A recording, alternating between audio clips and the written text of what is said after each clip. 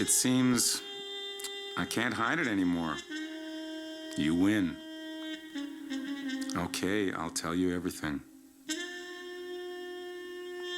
Why did I keep insisting that I didn't know Sarah? That's what you want to know, isn't it? Sarah O was a would-be actress, dreaming to be a Broadway star. I talked to her in a street corner bar. After hearing my name, she was putty in my hands. Before long, Sarah started doing coke. She would do just about anything I asked her to. It was just a fling to me, but she got it into her head that the part of the leading lady was hers just because she was sleeping with me. Then, on the 9th, the day before the results of the audition were announced, she called me. Somehow, she'd found out that she hadn't got the part. She demanded that I go to her apartment right away. She threatened that if I didn't, she was going to phone a magazine publisher, tell them of our affair, and then kill herself.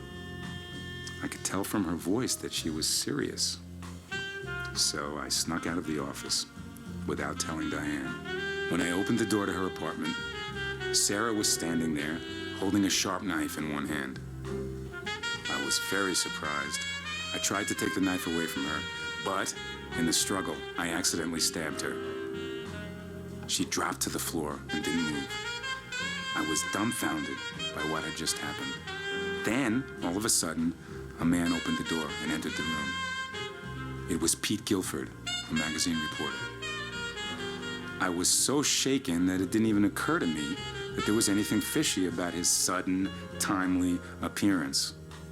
All I could think of was that I had to find some way to suppress this scandal. So I begged Guilford for help. He said, "Don't worry, I'll take care of everything. But only there's a certain condition."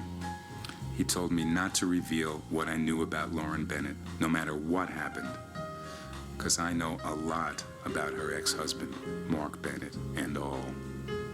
Guilford threatened me, saying that if I told anybody what I knew, he would make everything public, my drug habit, as well as what happened with Sarah O. I just followed his instructions and helped him carry Sarah O to his car. Luckily, nobody saw us. But when I saw the newspaper article saying that Sarah O, who I had presumed dead that day, had committed suicide by jumping out of a window, I realized I'd been framed by a simple trick. And then you started coming to question me. And I learned about the connection between the suicide of the Eminem pianist and the inheritance of Lawrence Bloom. But all I could think about was the success of Angel. Sarah N's suicide concerning the changes in the casting for the leading role. The incident with Sarah O. and my drug problem. I was so hesitant, afraid of a scandal that would affect Angel. But in the end, you won.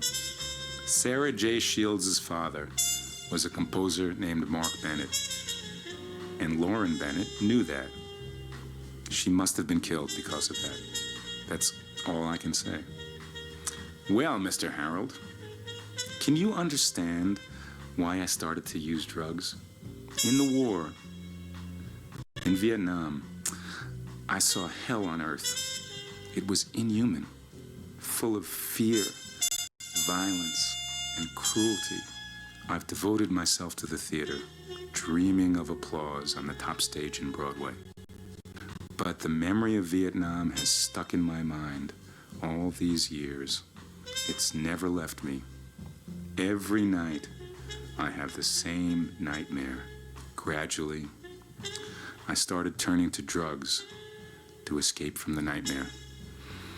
It's just the story of miserable man.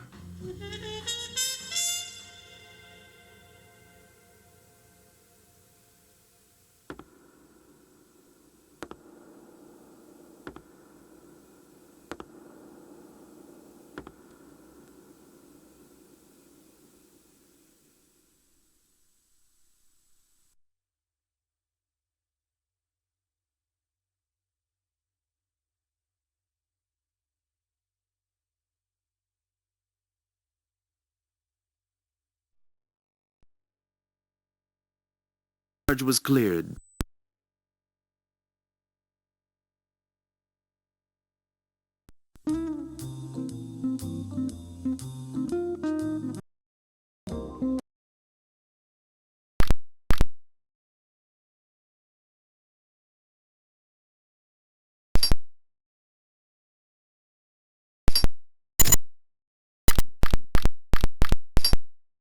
JB, I hate to accuse your friend, but I think he has something to do with the case.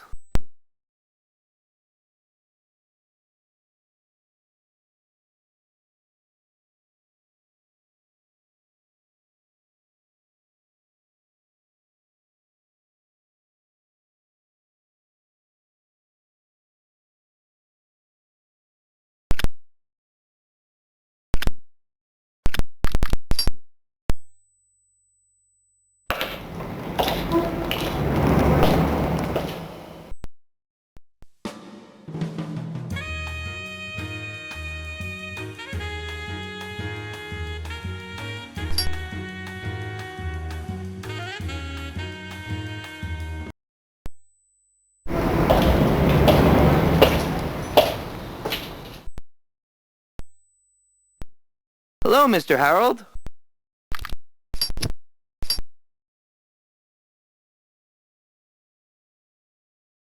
Hi, JB. What? You too?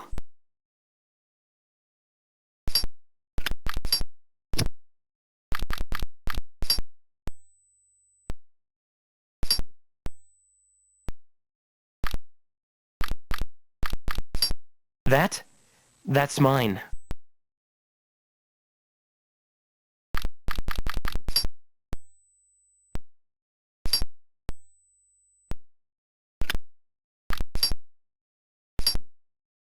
JB, I admit I knew Sarah Shields. I've been to M&M.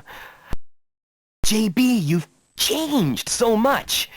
I haven't seen you for a long time, and I didn't think you were the kind of guy.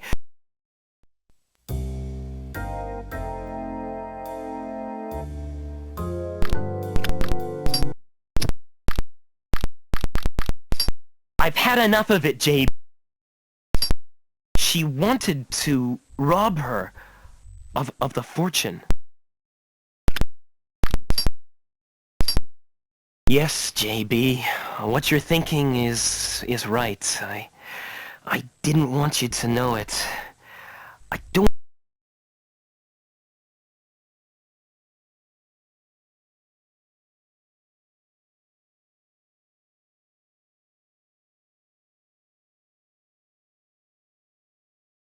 Sarah said something like this. If I die, everyone will soon forget me.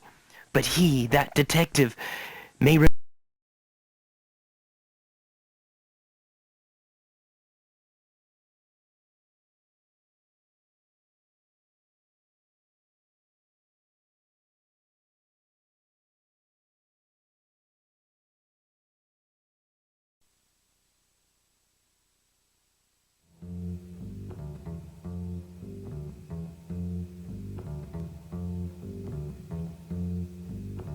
Yes, JB, what you're thinking is right. I didn't want you to know it. I don't remember when, but I was talking with Sarah in M&M, and she mentioned your name. I was really surprised. I didn't expect Sarah to know you. Sarah said something like this. If I die, everyone will soon forget me. But he, that detective, may remember a girl like me.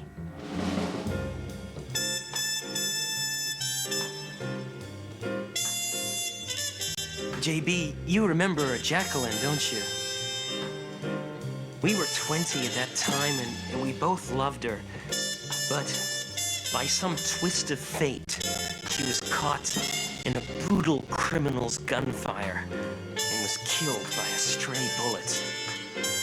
She was totally innocent, and yet she lost her life cruelly and senselessly. We came to despise outlaws from the bottom of our hearts. And you became a detective, and I vowed to use the might of the pen to protest the cruel realities of crime. But JB, living in the city, I've changed into what I am. JB, you haven't changed since then. You found out the truth for an unknown bar pianist. Maybe I should have told you everything earlier. I was having a bad streak of luck in poker. I was falling deeper and deeper into debt and had reached the point of no return. So when that woman proposed your plan to me, I couldn't reject it.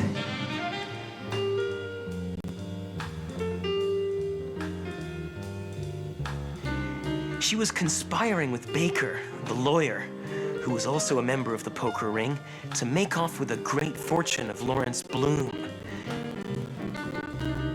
If Sarah J. was dead, Lawrence's estate was to be succeeded by his next of kin. In other words, his daughter Lori, who had disappeared. She intended to pass herself off as Lori. But in order to succeed, it seemed necessary to shut up Andy Moore, who had known her past. Knowing I was in charge of Angel, she forced me to create a scandal involving Moore in exchange for writing off my debts. I informed Sarah O. Shields of the results of the audition and had her call Andy to come. It was my plan to turn up at her apartment and catch them together, and then use it as blackmail against him. He was trapped. At that time, of course, Sarah O. was still alive. I took her to my apartment and took care of her wound, and I told her to hide herself. I lied to her, saying I'd use what had happened to make sure Moore let her play the leading role.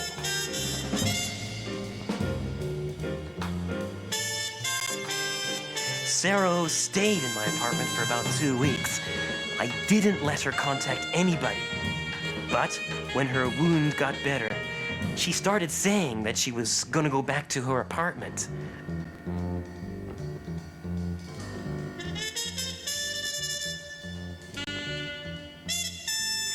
JB, when I heard that you were coming to town, I felt pushed up against the wall. All of a sudden, I started to get scared. I thought Sarah'd tell you all about this. I didn't know what to do.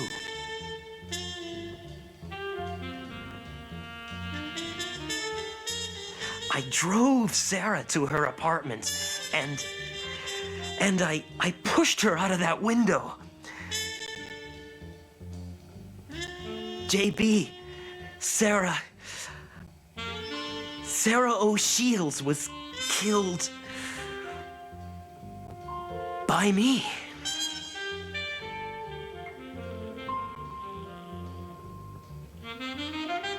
Soon that Detective Armstrong will get here. I will admit what I've just told you, JB. Lauren Bennett's house is on the east side. She must be there now.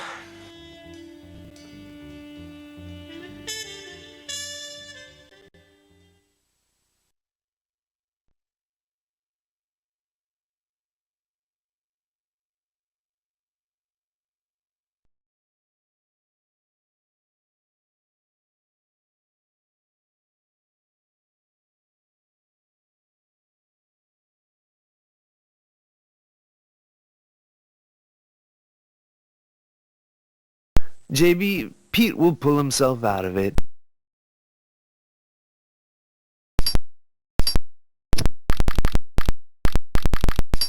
She seems to be hiding something about Sarah.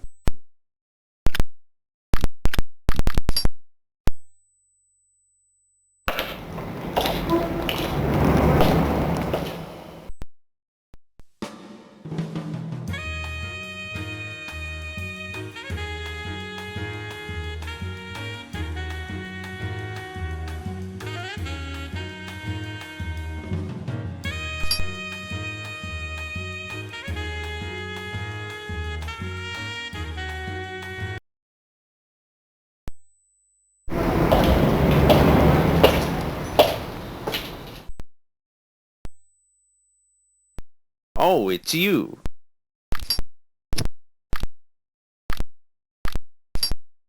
Yes, Laurie was alive.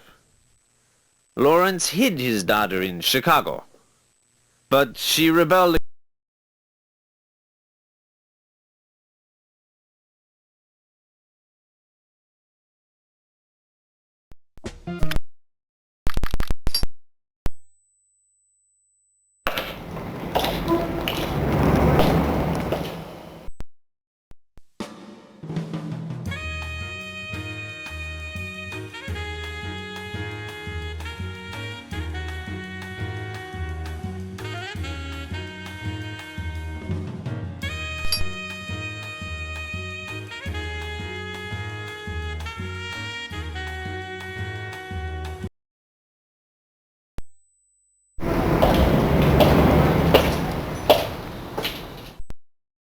JB, do you have anything I can search for?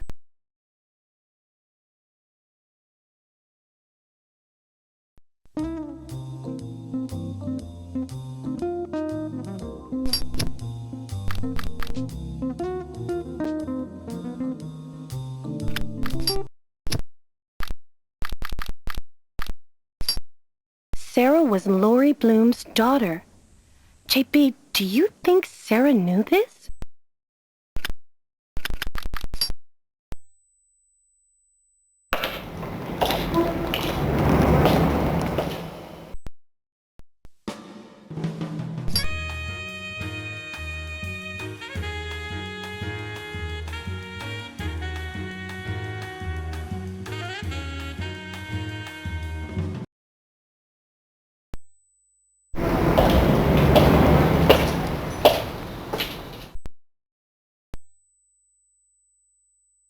Anything more? I really don't understand the reason why Sarah killed herself. But if Sarah was killed by somebody, I want to know who.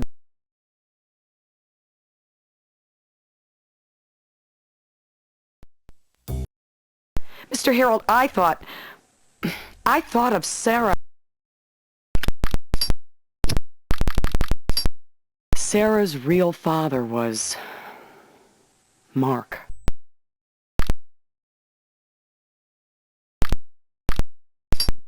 Yes, Sarah's real mother was...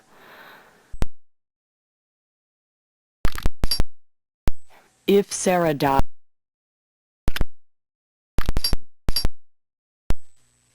Finally, you've got it. I've always felt I should talk to you like this since the first day I met you.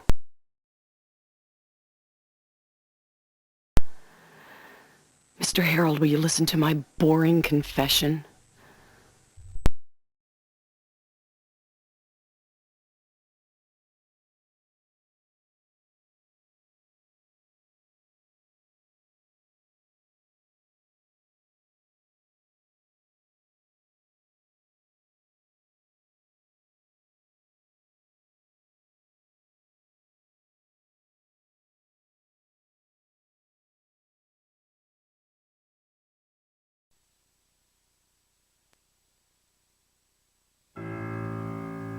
Finally, you've got it.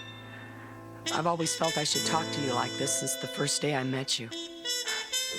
Sarah. Mr. Harold, will you listen to my boring confession?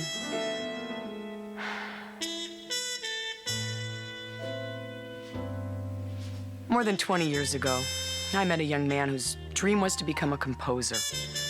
His name was Mark Bennett. I was 18 at that time. We were very poor, but maybe that was the happiest time of my life.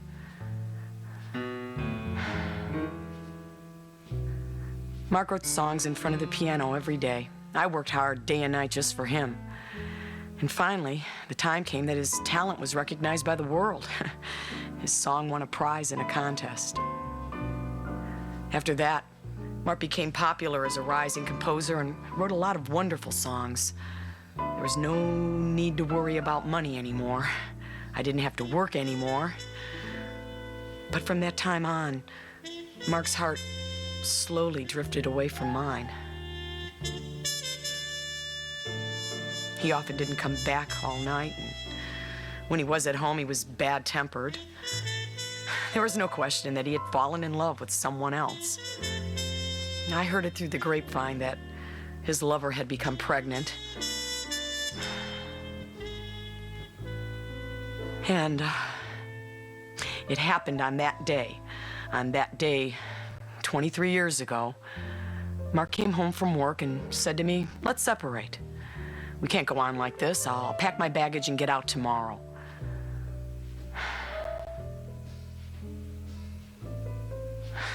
All I could do was listen to what he said without saying anything. That night, our last night together, Mark slept on the sofa in the living room, and I was in bed upstairs. Then the crime took place. It was in the middle of the night. I was lying awake in bed, and suddenly I heard a noise and the angry voice of a man. I jumped out of bed. I hurried downstairs to the living room, and the room was a mess. There was Mark lying on the floor. I saw the back of the robber running away in the dark. I raised him in my arms. He'd been stabbed in the chest with a knife. And without hesitation, I pulled out the knife and held it in my hand. And then a moment later, the maid came in and saw me and cried out. I was arrested and charged with Mark's murder. Now, I was acquitted, but I was disgraced as a husband killer, and it never went away. Everyone around looked coldly at me. I left town quietly.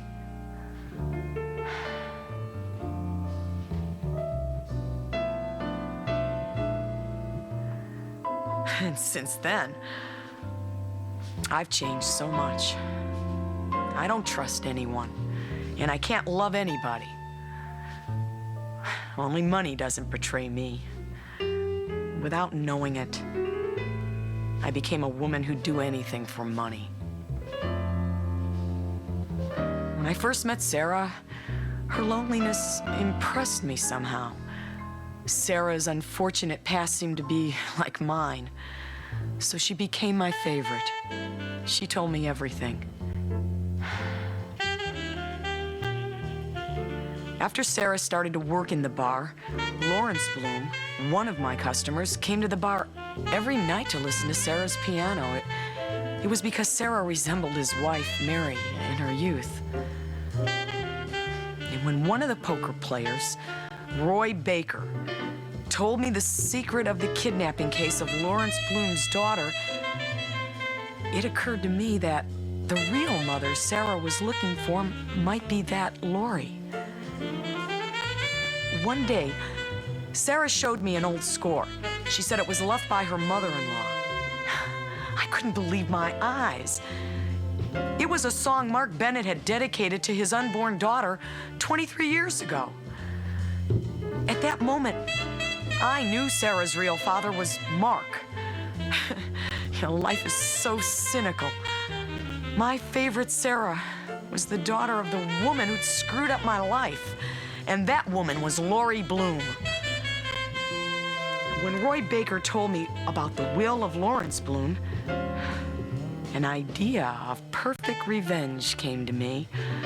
It was a plan to kill Sarah, to pretend to be Lori, and to inherit the fortune. I was going to pretend to be the woman who stole Mark from me and rob her of her father's estate. But it was not only for money. Sarah knew too much about the poker, gambling, and M&M, and it seemed a good idea to get rid of her. Yes, on the night of the 9th, I visited Sarah's room after the bar closed. The day before, I told her I had something to tell her. Entering Sarah's room, I opened the curtain and the window. I called Sarah to the window, and we talked for a while, looking at the city lights.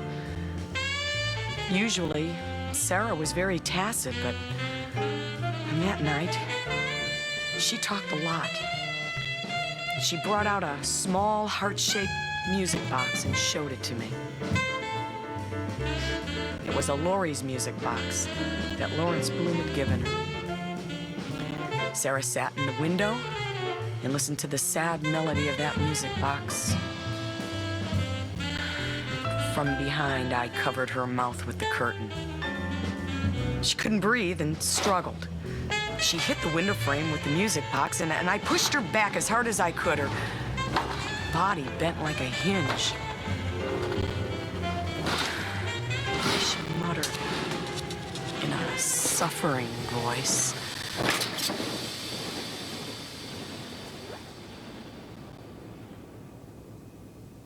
Help me, Mom.